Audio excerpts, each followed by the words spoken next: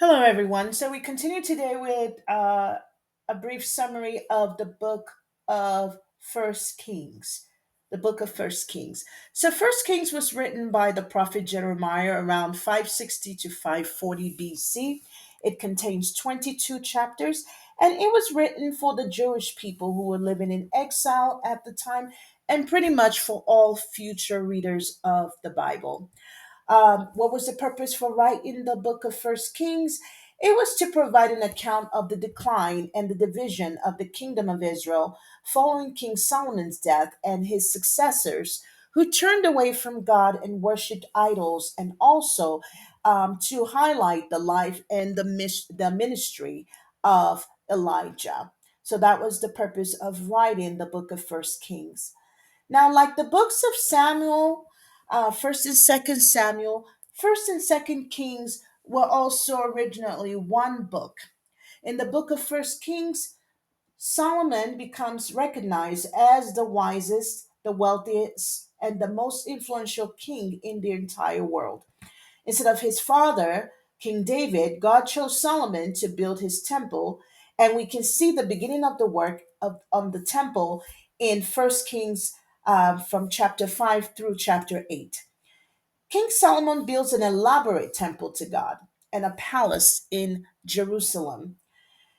He started well, but sadly, he allowed himself to get influenced by his several foreign wives and concubines who turned him away from the Lord into worshiping other gods, worshiping idols.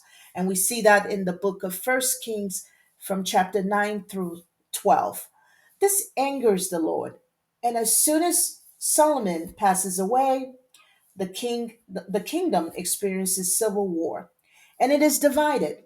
Israel splits into two domains: the kingdom of Israel in the north and the kingdom of Judah in the south.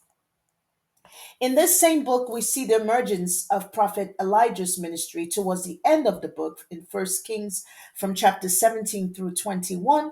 Elijah had to deal with an evil king and his queen, Jezebel, evil King Ahab. And God uses Elijah to prove that he is indeed the God that answers by fire. Elijah tried to turn the Israelites back to the worship of Yahweh, challenging the idolatrous priest of Baal to a showdown with God on Mount Carmel.